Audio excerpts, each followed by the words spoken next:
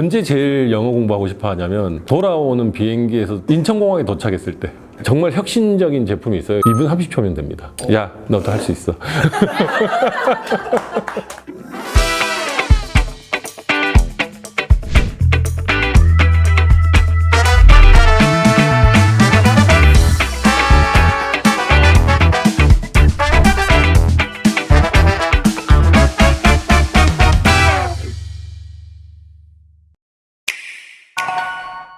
안녕하세요. 야나두 대표이사 김민철입니다. 현재 저는 야나두에서 야나두 크루와 함께 열심히 노력을 하고 있습니다. 반갑습니다. 정확하게는 세바시의 구범준 대표님이 타이틀을 뽑아주시면서 그렇게 되었는데요. 사람들이 잘못 인식하고 있는 게 실패는 끝이 나는 게 실패잖아요. 저는 실험을 했을 뿐이고 그 실험이 테스트 1이 실패, 테스트 2가 실패했을 뿐인 거죠. 그런 말도 있잖아요. 과학자들에겐 실패란 없다. 실험이 있을 뿐. 그래서 여러 별명들이 있지만 실험장애로 저를 다시 바꿨으면 좋겠습니다. 저희가 도전하고 있는 영역은 비욕망적 재아에 대한 도전이에요.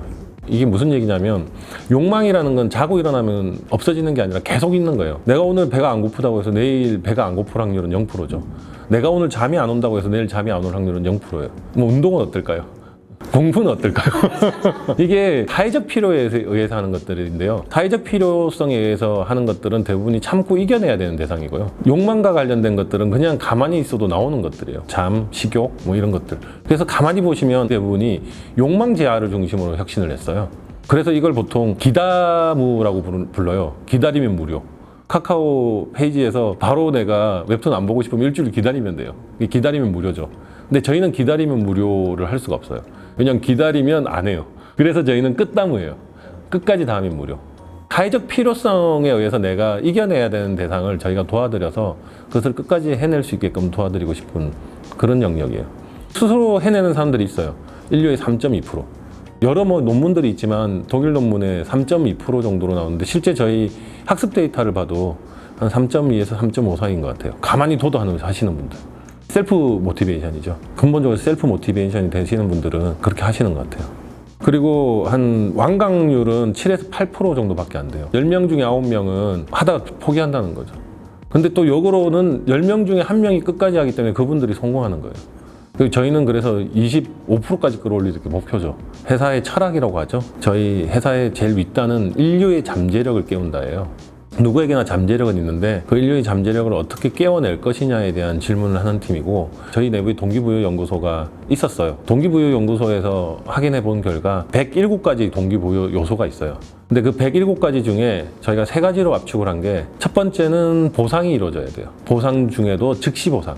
그래서 사람들이 게임에 중독되는 제일 큰 이유는 뭐냐면 즉시적으로 보상돼요. 몬스터를 하나 잡으면 바로 점수가 올라오죠. 그리고 두 번째는 레벨화가 이루어져야 돼요.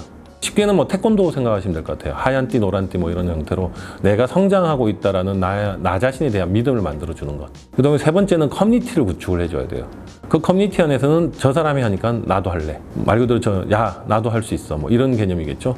그 다음에 두 번째는 동행을 하다 보면 인간은 기본적으로 경쟁을 해요.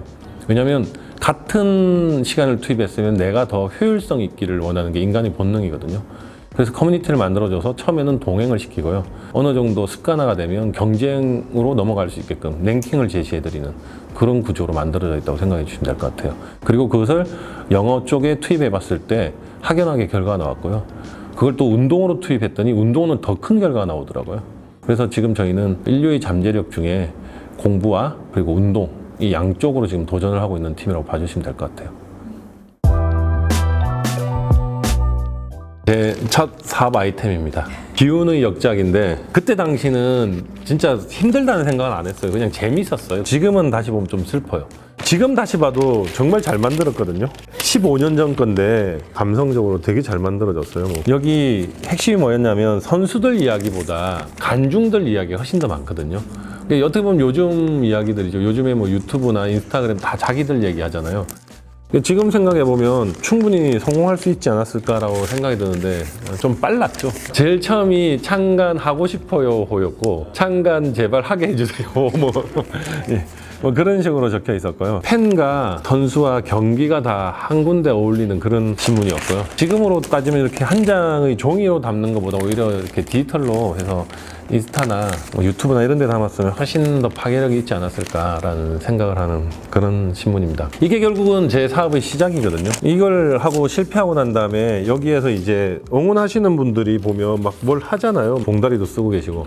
여기서 저희가 나왔던 아이디어가 야구장에 이런 머리띠라고 대호 뭐 이렇게 그걸 저희가 판매를 시작했는데 그 당시 인기 있었던 선수들 이름을 100개 만들어서 노점을 풀고 있는데 사람들이 줄을 서는 거예요. 100개를 정말 줄 세워서 다 판매했어요. 10분 만에 다 팔았을 거예요. 10분, 15분 안에. 그게 저희 회사의 첫 매출이고 50만 원. 근데 알고 보면 이 사업 때문에 시작하게 된 거죠. 취재를 하면서 니즈를 발견하게 된 거예요. 그리고 그걸로 이제 8개 구단 다 납품하면서 어느 정도 판매하기 시작했냐면 하루에 2,000개씩 판매했어요. 저희 그때 영업이익률이 거의 40%에 육박했거든요. 그래서 1년에 매출이 5억 정도? 그냥 이것저것 다 빼고도 약 한 1.5억 정도 남았어요. 이게 얼마나 좋은 사업이었냐면 야구 시즌은 6개월밖에 없어요. 1년에 6개월만 일해도 되는 사업이에요. 여기서 번 돈 3억으로 EBS 토목달에 투자했어요. 투자 조건은 우리가 마케팅을 할 텐데 우리가 마케팅 비용을 내겠다. 그래서 수익 분배를 해다오 라고 했는데 그 3억을 투자해서 매출이 1년 6개월 만에 150억이 갔죠. 그러면서 절반을 저희가 받아왔으니까. EBS하고 일하면서 이 환급 시스템을 만들었는데요. 저희 팀이 제일 먼저 만들었어요. 처음에 만들 때는 우여곡절도 많았어요. 제가 그 제안을 했을 때 한 분이 사장님 오늘 점심 드시고 오셨어요? 예, 그랬어요. 다 드셨어요? 다 먹었습니다. 그랬어요. 그럼 나올 때 근데 돈을 환불해주면 그 식당 주인은 어떻게 돈을 벌어요? 이렇게 묻는 거예요. 사실 뭐 맞는 얘기잖아요. 밥 먹으러 가는 사람들의 80%는 밥을 먹어요. 20% 정도는 좀 남길 수도 있겠죠. 예. 근데 공부는 반대거든요. 공부하겠다고 마음먹고 들어오신 분들 중에 안타깝게도 10% 정도의 수준만 공부를 다 하세요. 그리고 공부를 다 하셔야지 성적이 오를 거 아니에요. 성적이 올라야 주변에서 어떻게 그렇게 잘하게 됐냐면 구전 마케팅이 되는 건데 이 구전 마케팅이 수요가 너무 적잖아요. 10%면. 식당은 들어와서 맛있다고 하면 딴 데 가서 맛있다고 얘기를 하는 건데 공부는 공부 맛집이다라고 얘기하는 사람이 10명 중에 1명밖에 없는 거죠. 결과적으로는 제가 20%만 넘어가도 우리는 마케팅 비용을 줄여서 그 마케팅 비용을 대신할 거다. 우리 목표를 25%까지 한번 끌어올려 보자. 완강자를 25%까지 가져가면 마케팅 비용이 더 줄어든다라고 얘기했는데 정말 절묘하게 잘 맞아떨어진 것 같아요. 저희가 2016년에 첫 광고를 했는데 원래 조정석 배우는 약간은 좀 코믹한 이미지가 더 강했었죠. 대표적으로 건축학개론에서 납득이라든지. 근데 저희가 광고 섭외를 해서 모델 계약을 한 시점에 질투의 하신이 뜬 거예요. 질투의 하신 그 느낌이 교육 브랜드니까 우리 입장에서 너무 좋았어요. 그 이미지를 최대한 극대화한 거죠. 그게 이제 대중들에게 상당히 각인이 좀 잘 됐던 것 같아요. 저희도 그 수상 소감을 듣고는 진짜 열심히 우리 브랜드를 사용해 주셨구나 주변에서 깜짝 놀랐죠. 참고로 저희 광고는 5분 만에 원시 원컷으로 끝났었어요. 너무 잘 찍으셔가지고 준비해온 게 이미 너무 탁월하셔가지고 근데 이제 감독 입장에 혹시 더 괜찮은 게 나올까 싶어서 몇 번 더 촬영했지만 결국은 다 비슷한 엄청 준비를 잘 해오세요. 제가 아마 2009년쯤에 이 책을 발견했을 거예요. 그 이후에 제가 전도사가 되어서 이 책을 정말 많이 이렇게 주변에 알려드리고 있거든요. 정말 좋은 책인데 잘 모를 것 같아서 제가 고민하다가 이 책을 했고요. 이 책은 저희 회사 마케팅 팀에게는 첫 번째 얘기하는 책이에요. 왜냐하면 대부분은 이제 매몰되어 있잖아요. 가격을 싸게 해야지. 그러니까 그게 정확하게는 1900년대 초반의 자본주의 경제에 해당하는 경제학 논리거든요. 비싸도 구매한다는 표현이 뭐냐면 브랜딩에 대한 얘기예요. 현대 자본주의에서 브랜딩과 IP 이런 것들이 얼마만큼 중요한지를 선견지명으로 내어놓은 거죠. 내용 자체가 너무 직관적이고 쓸데없는 얘기 없어요. 통찰력 있는 이야기를 하면서도 내용 자체도 군더더기가 없어서 강추를 하고 있습니다. 그냥 그 제목이에요. 그냥 제목. 왜냐면 이렇게 강력하게 명확하게 얘기해 주는 게 있을까 싶어요. 많은 분들은 이 비싸지는 것을 엄청 두려워하거든요. 가격이 비싸면 판매되지 않을 거라는 두려움이 있는데 그렇지 않다는 거죠. 일단 비싸다라는 개념 자체에 대해서 우리가 생각해 볼 게 있는 게 다이소에서 핸드백을 팔아. 20만 원이야. 비싸죠. 에르메스에서 핸드백을 파는데 20만 원이다. 근데 두 개는 똑같은 제품이에요. 사람들이 인식하는 방법들은 어떤 상태에서 그것을 구매하느냐가 되게 중요하겠죠. 결국은 어떻게 하면 더 비싼 가격에 판매하게 만드느냐의 싸움이라고 생각하거든요. 근데 그냥 비싸게 팔자는 얘기가 아닌 거죠. 100원짜리인데 1000원에 팔자는 얘기가 아니라는 거죠. 100원짜리가 1000원짜리가 되는 방법이 무엇이냐에 대한 질문을 하는 게 되게 중요한 거죠. 야나도 제일 최초에 99,000원으로 시작했거든요. 근데 앞으로 어쨌든 우리는 뭐 100만 원대의 근접한 제품을 팔아야 된다. 그러기 위해서 우리가 어떤 기능을 가지고 있는 제품이 되어야 되는지에 대해서 고민하는 게 그게 훨씬 더 중요하다.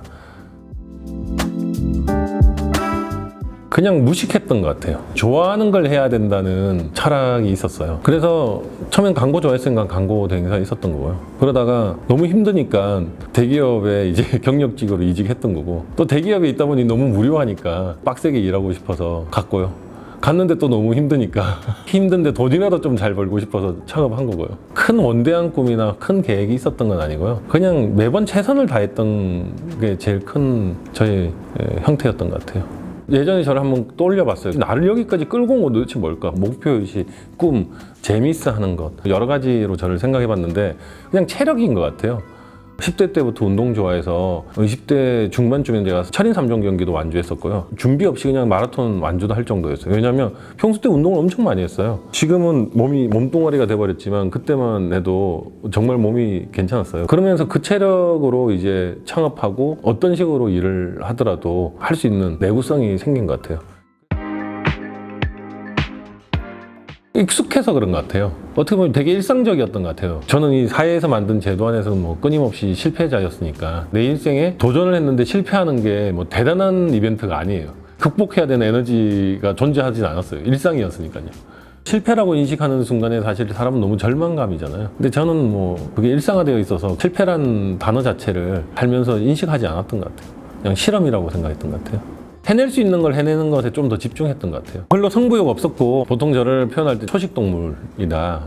중3 때 이미 186 정도 됐으니까 이게 키가 큰 편이었는데 점심시간에 배구하다가 제가 재미없다고 들어갔는데 바야바라고는 별명을 가진 중학교 동창의 심기를 건드린 거죠. 키가 크고 앞에서 브로킹하면서 좀 번쩍번쩍 뛰어줘야 되는데 니 하기 싫다고 들어갔냐면서 우리는 팀 스포츠인데 하면서 반항 한 번 못하고 맞았어요. 일단 덩치도 너무 컸고 몸이 그때 당시 이미 윤성빈 같았어요. 힘이 계력이었어요.